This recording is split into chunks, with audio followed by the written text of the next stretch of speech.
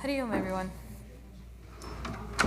So we'll go ahead and start with our opening prayers, and then we will get into hopefully the next step in our sadhana panchakam. I know we're going quite slow, but I think of it like an exponential growth.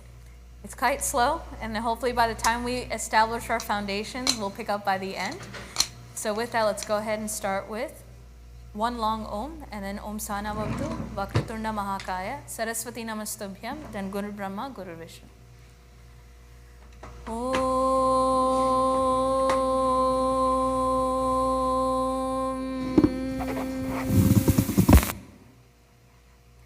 Om Sahana Bhavatu, Sahano Bhunaktu, Sahaviryam Karavavahai, Tejasvinavadhitamastu ma vidvishavahai. Om Shanti Shanti Shanti. Vakratunda Mahakaya Surya Koti Samaprabha Nirvignam Kuru Me Deva Sarvakaryeshu Sarvada. Saraswati Namastubhyam Varade Kamarupini Vidyarambham Karishyami Siddhir Bhavatu Me Sada. Guru Brahma Guru Vishnu Guru Devo Maheshwaraha Gurureva Param Brahma Tasmai Shri Gurave Namaha. So now for the first verse of Sadhana Panchakam, we will chant this together twice, just so that we get a little bit of practice. So we'll chant just the first verse twice. Vedo nityam adhiyatam taduditam karma svanushtiyatam tene shasya vidhiyatam apachitihi kamye matistyajyatam Papogaf paridhuyatam bhavasukhe dosho nusandhiyatam atmecha vyavasiyatam nijagrahat turnam vinirgamyatam. So one more time, hopefully join in. It's okay if we mess up. That's what we're here to learn. Ready? Vedo nityam adhiyatam taduditam karma svanushtiyatam tene shasya vidhiyatam apachitihi kamye matistyajyatam papogaf paridhuyatam bhavasukhe dosho nusandhiyatam atmecha vyavasiyatam nijagrahat turnam vinirgamyatam. So we had seen last time that Vedo nityam adhiyatam, that may we constantly or daily study the Vedas. We saw last time that the Vedas, especially the Shrutis, constitute 6 elements, meaning they cover these 6 aspects. The first 3 and the second 3, I like to put them in 3 and 3, it's easier to remember. First 3 is Jiva, Jagat, Jagadishvara. Who am I? Where do I live? And who is the one who is the cause and controller of all these 2? Jiva, Jagat, Jagadishvara. So JJJ, one way of remembering that. Then once the analysis of that totality is given, it has to then be translated to something that I can do to reach that state. So the next 3 are given. The very goal of life, moksha, how to reach that goal, the means to reaching is sadhana. then how is that practiced on a day-to-day basis? What are my guidelines and ethics, morality, whatever else that I can make sure that I'm living by it? Finally, it's dharma. So again, the last three is moksha, sadhana, dharma. Shruti or the Vedas will cover all of this. Again, to help us to get into it, there are other texts that are given that will help us learn the specific aspect. There are two ways they can approach that. Either giving us an introductory or preliminary or helpful basic information so that we can understand what's being given as prakarana granthas, or the same commentaries can be given, bhashyas, to expand on a particular sentence that is being given, or sits and focuses on a specific aspect. So these are the granthas. Now these Vedas are also covering both the spiritual and secular. Again, I'll use that in like weird quotation marks because they're a rough estimation of what the Vedas talk about in both aspects. Because one is the internal truths of what things are actually like, which is the highest of knowledge, the Paravidya. Then you have, those are called as the end of the Vedas, Vedanta, or the Upanishads, aka Upanishads. That is that jnana part, which is the highest. But in order to reach there, we have to refine ourselves by working in the world. We can't avoid the world. It is through it that we reach the highest. So if I have to go through it, I might as well learn the best about all of its aspects. Let me thoroughly study it, chew it all out, so that I know the real rasa of this world and therefore find the truth at the end. Therefore, the other branches are also given, which involve the action parts, or karma kanda, along with all of the other 14 branches of knowledge systems. The Indian knowledge systems, IKS, I think is a new degree you'll start seeing, especially in colleges in India.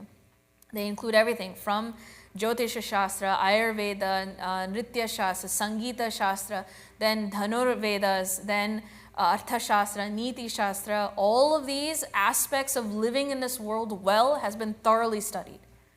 All of this constitutes Vedas. Nityam.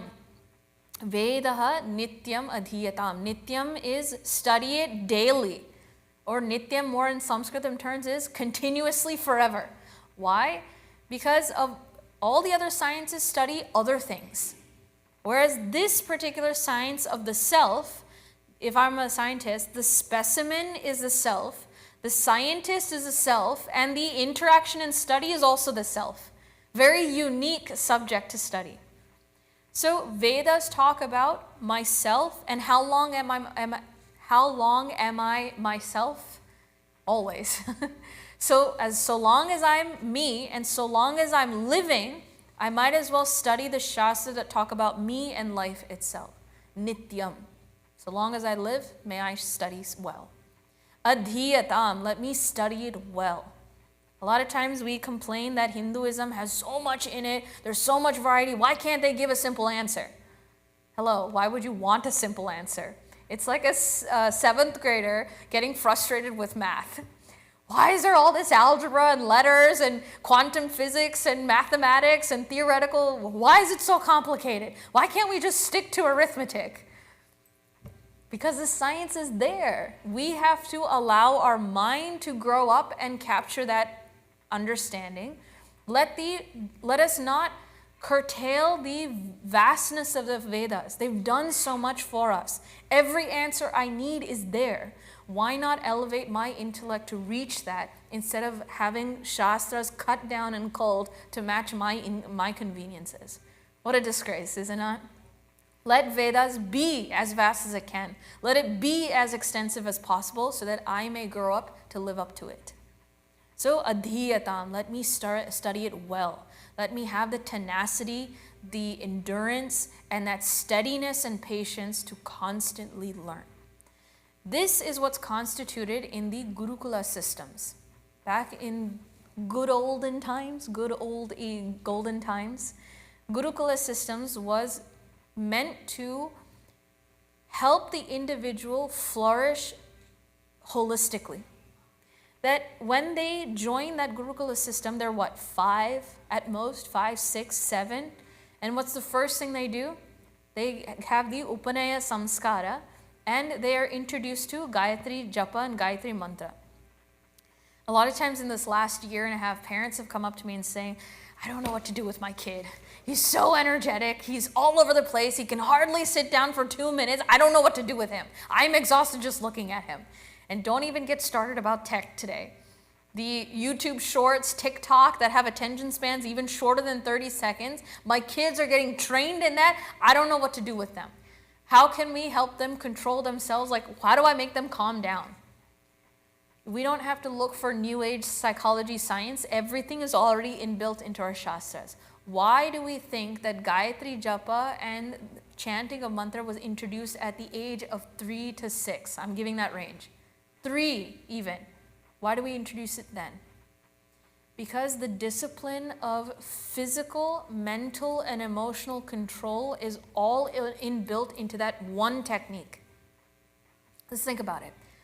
Sandhya Vandan, Sandhya. Anytime there is a transition in time according to the sun is when we worship.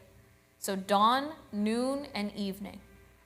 So it is a recognition of the cycles of nature. It brings that attention to that child. Then we also worship Bhagavan Surya. He is the nourisher, the giver, the phenomenon in the world that we rely on. Nothing can be done without that sun. So a sense of appreciation. Then we take water and offer it to the sun. The elements are also introduced. Water to fire, fire to water. Or in puja today, we saw that even clay is being used as Bhagavan himself. Shivalinga, Bhagavan Ramchandraji himself sat on the beach at the tip of India, taking the very sand, creating Shivalinga and worshipping Bhagavan Shiva in that form. It is a sense of appreciation that Bhagavan is everywhere. I just have to come to recognize that. So even that student comes to recognize Bhagavan is in everything I do. Then comes the internal aspect. For a 3-year-old to sit in this posture for at least an hour, 2 hours is a miracle nowadays. But that was the basic training for a child at that time.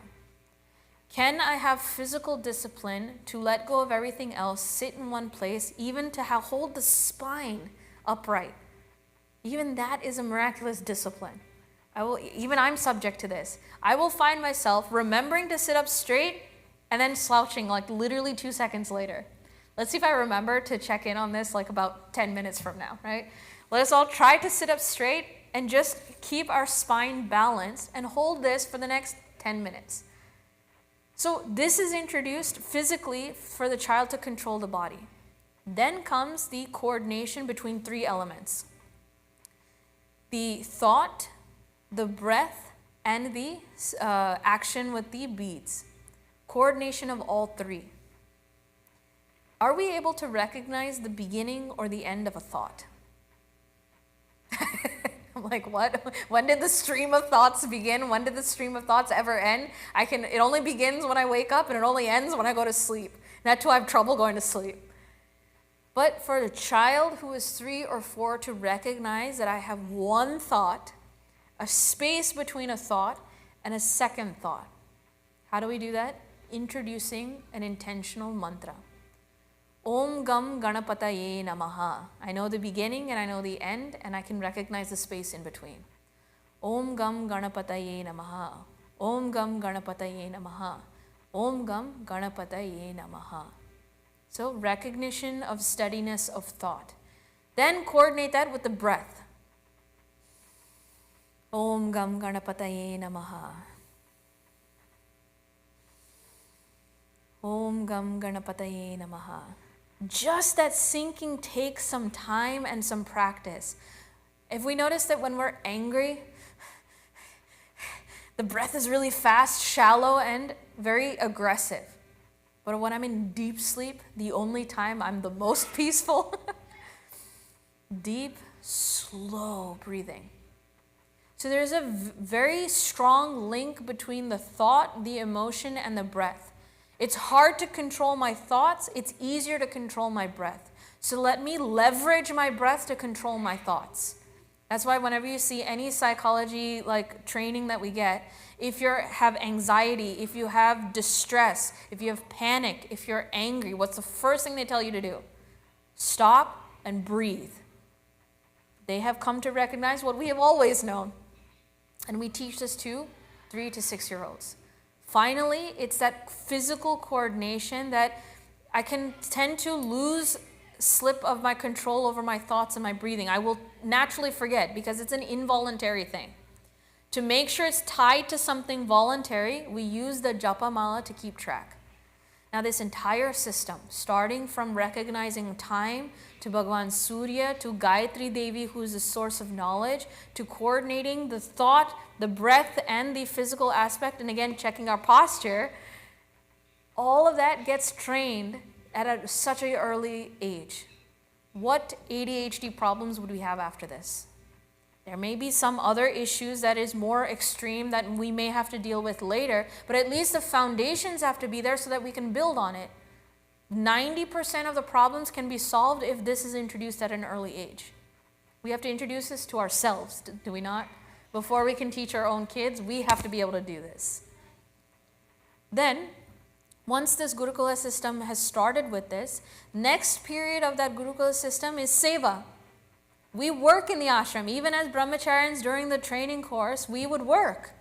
Why? Because it is through this action that helps us recognize what our personality is. It gives time for the student, the shishya and the guru to get acquainted with each other.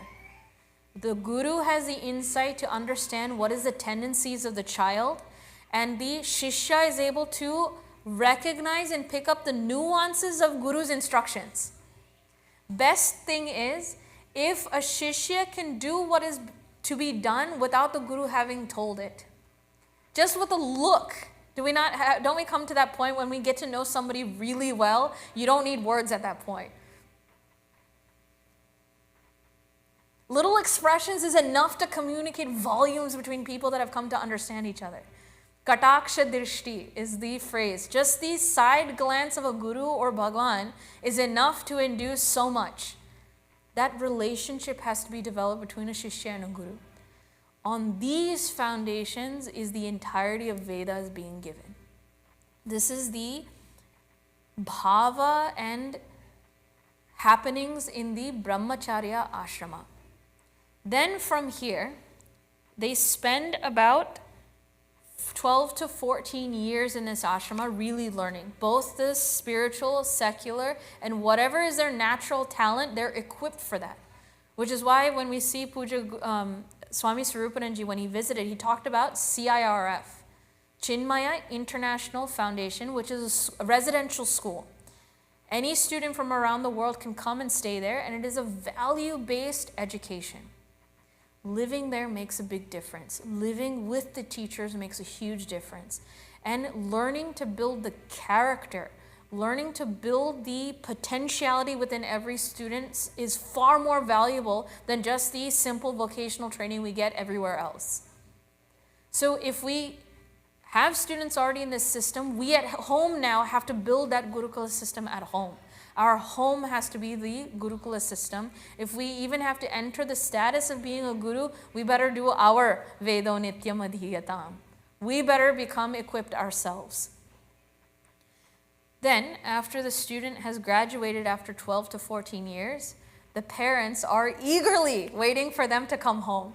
Even Dasharath ji couldn't bear the separation, but he sent him. When Ramchandra ji came home, the joy that was there at home. And of course, in today's day and age, before they even come home, I'm sure there's a stack of portfolios sitting on their desks. What are these portfolios?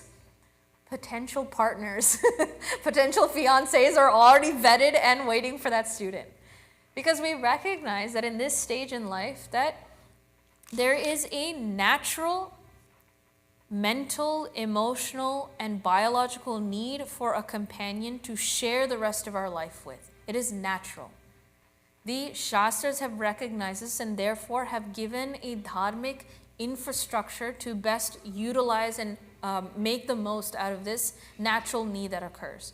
Therefore, there is vivaha samskara and the entrance into grahastha ashrama.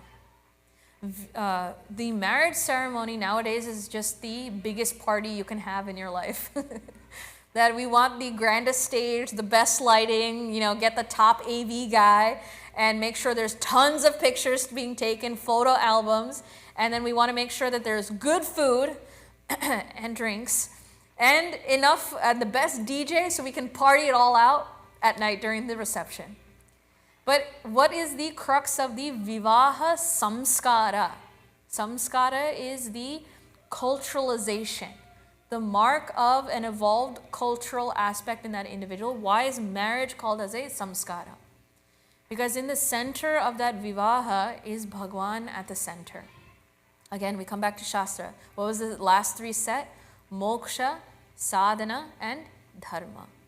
I never lose sight of why I'm here.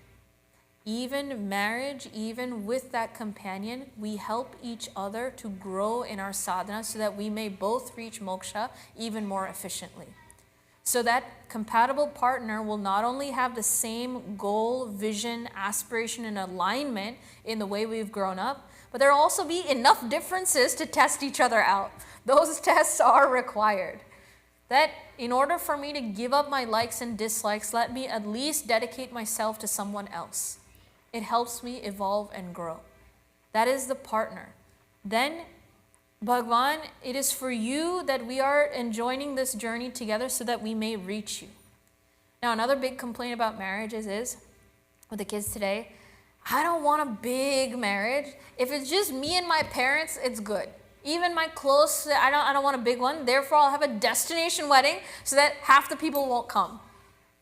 Now, is that the bhava in Hindu Sanatana Dharma Vivaha Samskara? The point is that may the entire community, friends, family, and relative, and everyone that has been involved in my life, may they also give their blessings so that we may reach our journey. In that marriage ceremony, have we ever seen that the Mangal Sutra gets given to all of the elders in that session so that they may bless that? And there's also a string that goes around the couple and everybody holds on to it. Because may this community support these two that are growing in their sadhana. And those very two new grahastis, what is their job? That may I work hard, earn hard, so that I may also give back to the very community that is present in supporting me.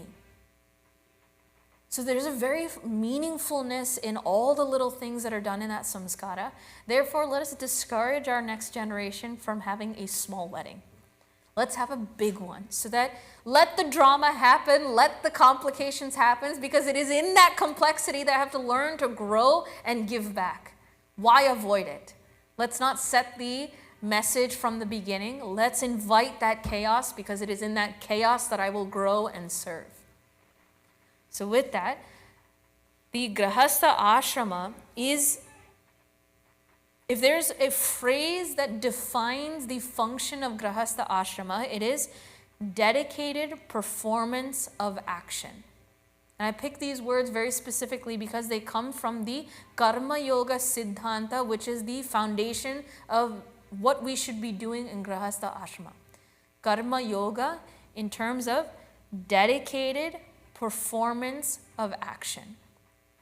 This dedication and performance of action becomes the umbrella, protection, and the very tree trunk of our culture.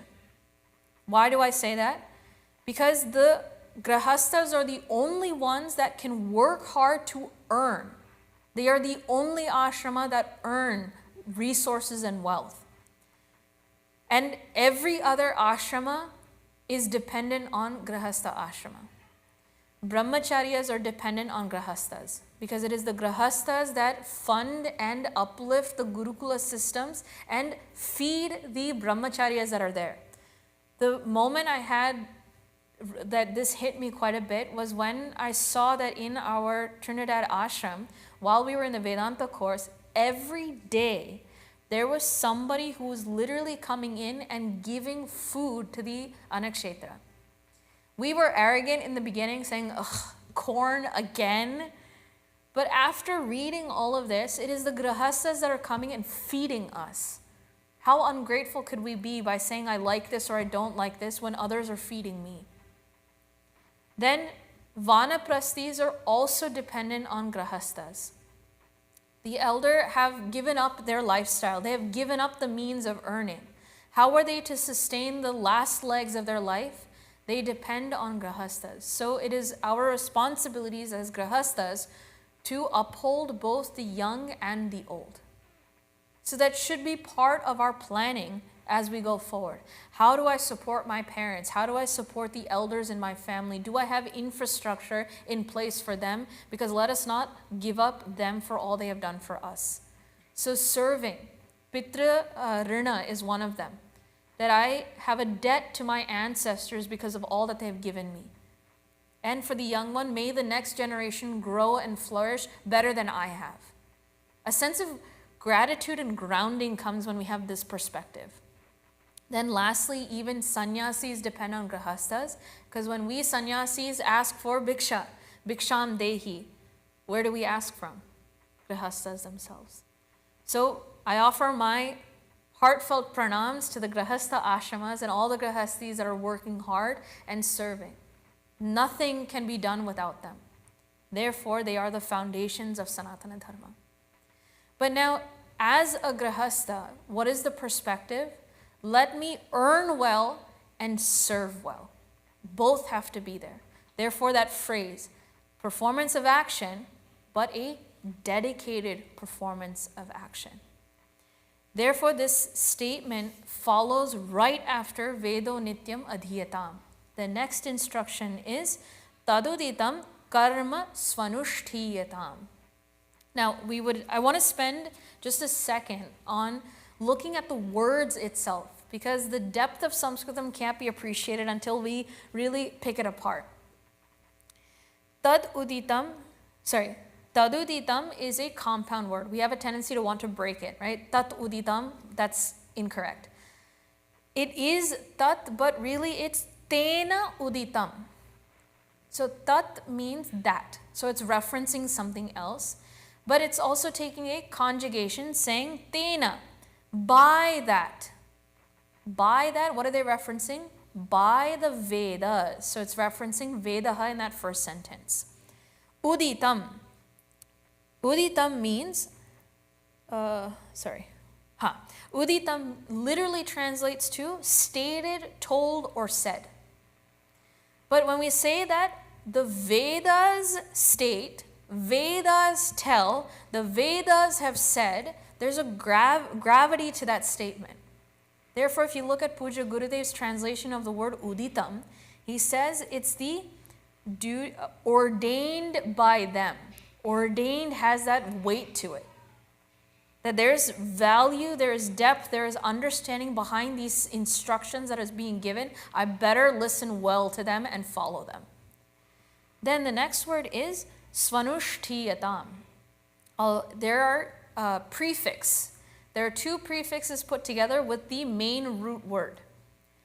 Swa, which means su. Su means sushtu.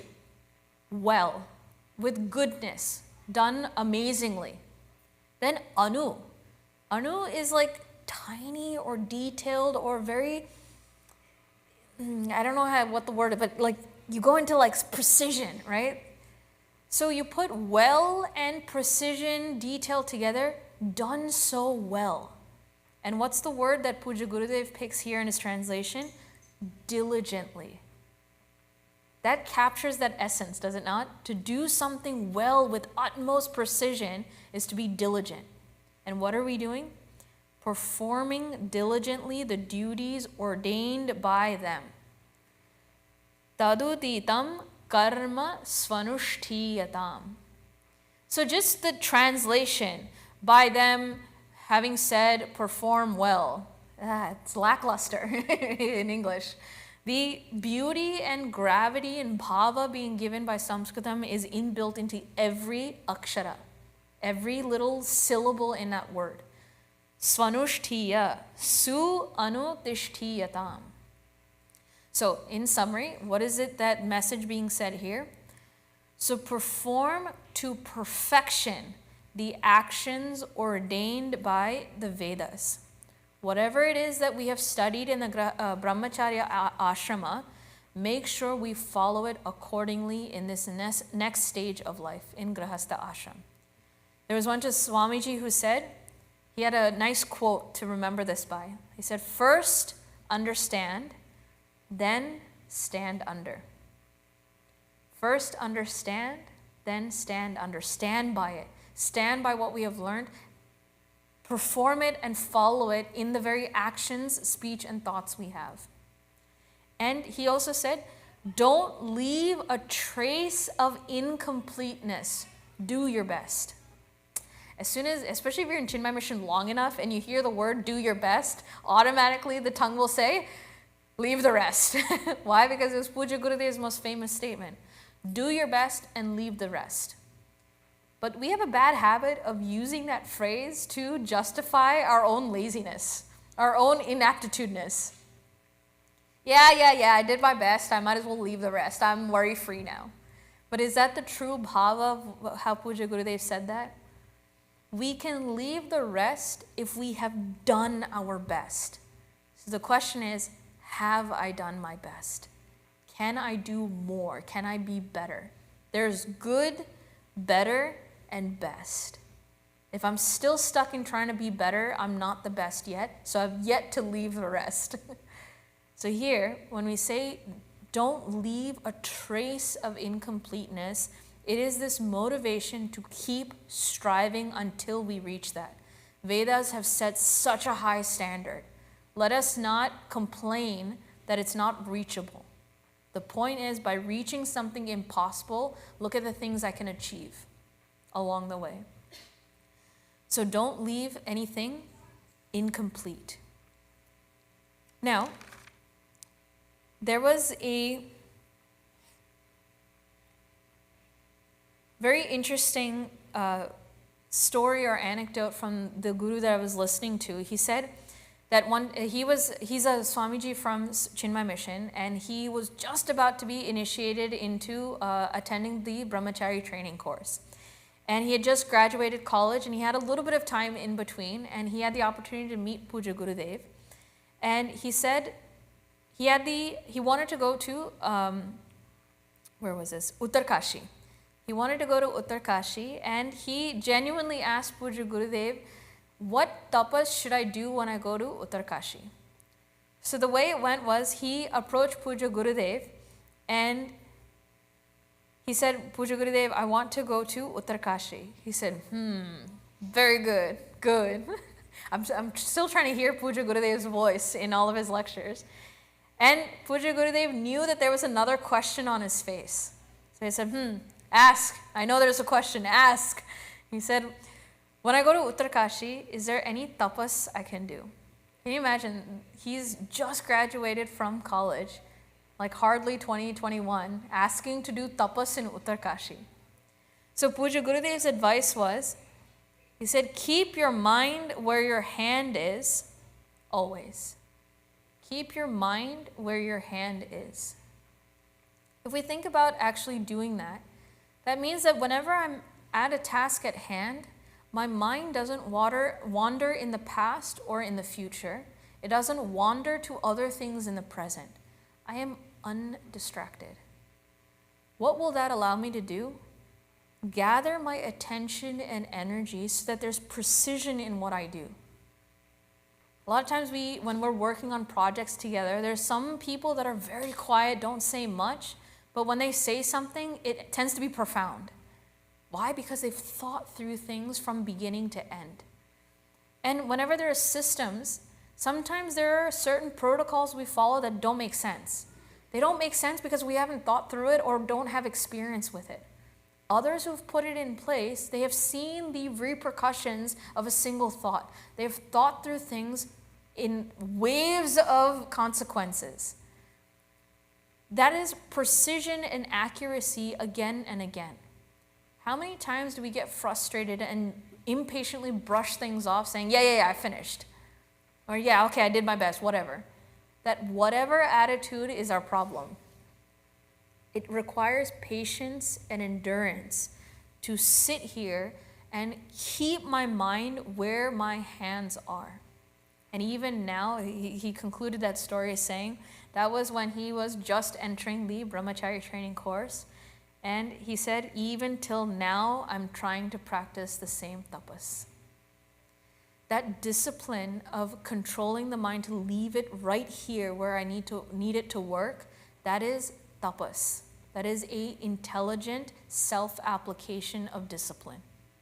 I will not let myself be distracted from my own thoughts, my own emotions, from the past or the future. I'm right here. That is a sadhana in itself. So no perfection is possible until the very heart and mind is given to that action, and that is tapas. Any action to do it to perfection, including even combing a hair. This was one thing that I had to be scolded. I was the rambunctious, boisterous, clumsy, whatever adjectives. I was careless in how I was living. I was the tomboy, right? I'd come in and be like, hey, what's up? It's like, yo, chill. This is a calm environment.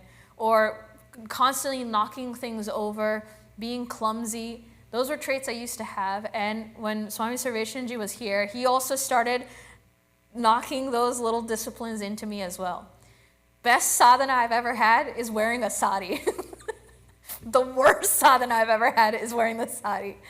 Why? Because I'm used to wearing pants and shirt where I have freedom to move however I want.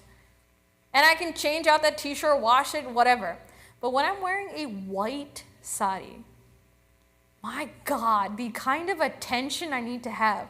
Even to stand up, I have to slowly pull all the excess fabric, make sure I don't step on it, otherwise the whole thing comes off. Slowly stand up. When having to do puja, lifting things, doing aarti, make sure that there's no excess fabric hanging over the diya. Or cooking, make sure that I was working with red beets.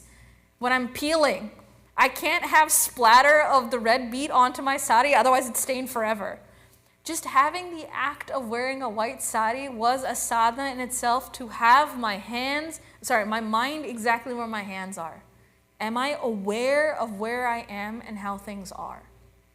To keep it clean, to keep it disciplined. Even then, Swamiji was like, make sure that you take a shower twice a day. Comb your hair. Make sure your skin looks fine. Not in the self-obsessive way that we tend to be in today's day and age.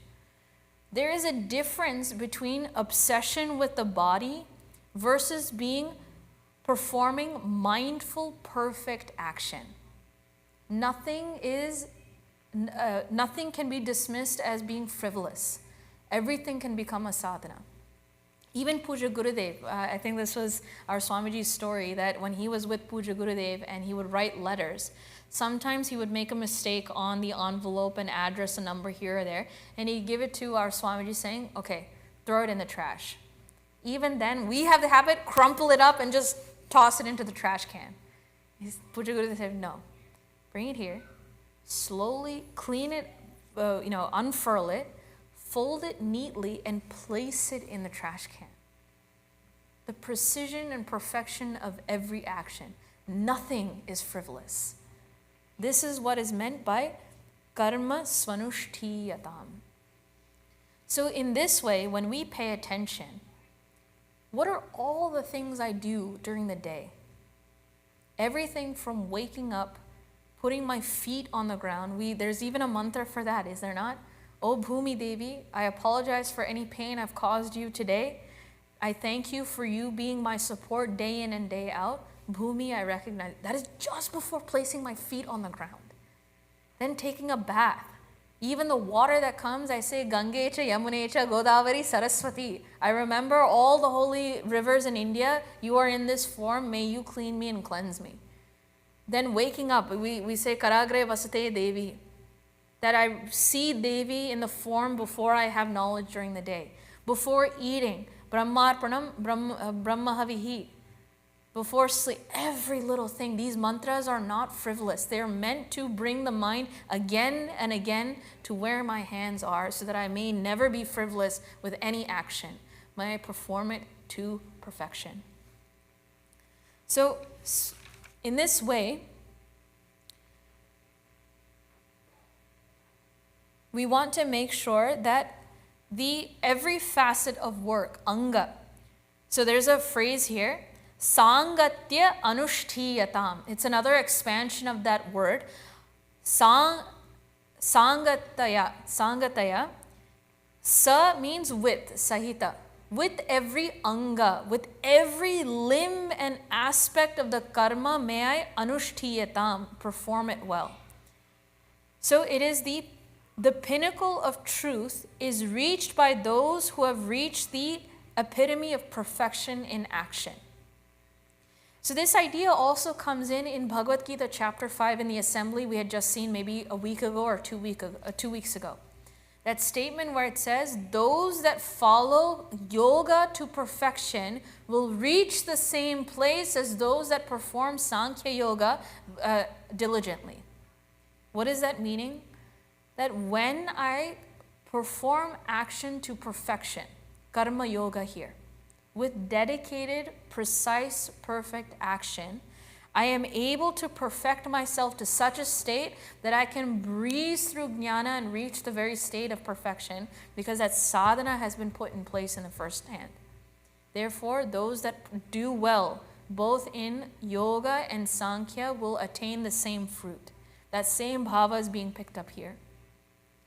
So Swami Vivekananda ji had once given a quote saying, perfection is not a small thing. Perfection is made of small things. I was like so happy when I heard this, and I'm gonna put it on my mirror. You can take an expo marker and actually put these quotes on your mirror so that every time you brush your teeth or look, you'll see those quotes. Perfection is not a small thing. Perfection is made of small things. So this alone can make us fit for Brahmanishta. Therefore, let us study the Vedas daily, follow those actions to perfection. And where are we doing all of this? In that Grahastha ashrama. After the knowledge of the Vedas in Brahmacharya, we get the chance to perfect our mind in this ashrama.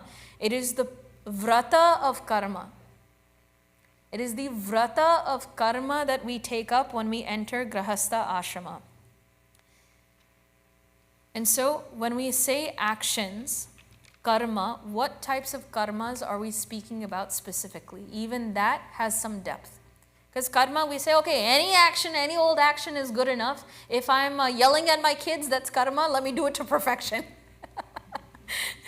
Okay, what do we mean by karma? It is not just the simple translation of the word, but the entire systems of karma that comes in. What I am about to introduce also comes in chapter 3 of Bhagavad Gita, especially in Holy Gita. Puja Gurudev has given us a little factorial tree, a diagram that goes with this. When we say karma, there are two types of karmas that can be done. Vihita or nishiddha. Vihita means that which is ordained. So just like how we've seen in here, taduditam, that which has been ordained, vihita, or nishiddha. Nishiddha should not be done, prohibited. So these are the two types.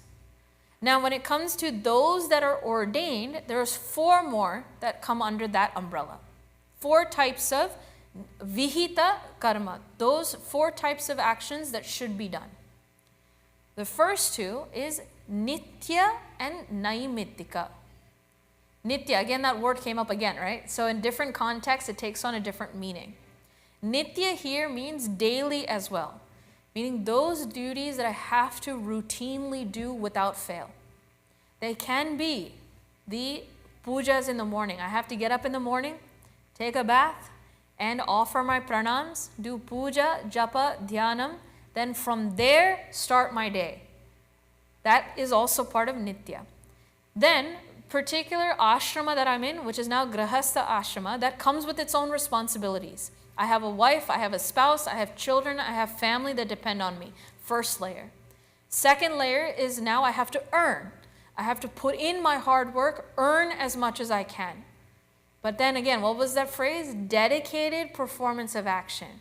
Once I earn, I have to now give and serve. Therefore, where is my community? All of these are now because of my particular ashrama that I'm in. What's the last part? Varna. Oh, I've entered into some tricky territory here. Varna. Meaning, Varna literally translates to color or texture. The color or texture of my personality means that I have some natural tendencies I'm good at and not good at. You ask me to sit down and study for 16 hours a day, I will cry.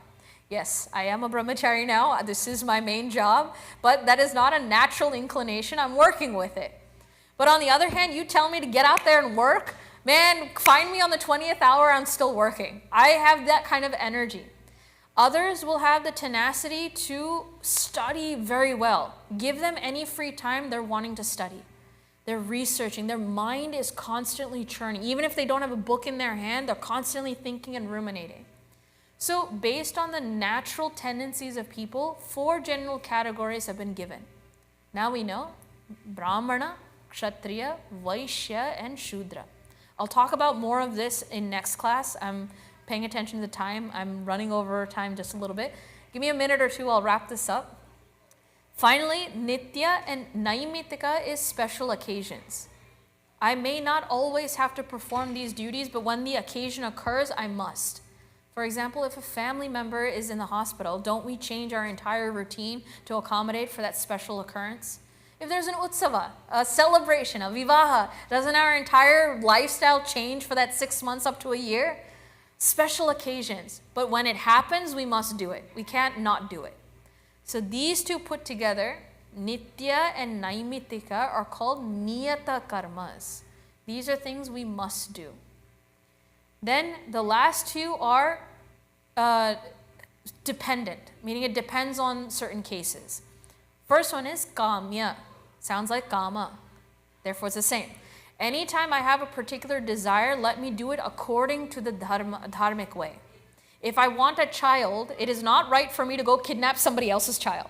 I still get it, but that's not the right way to do things. Kamya karma.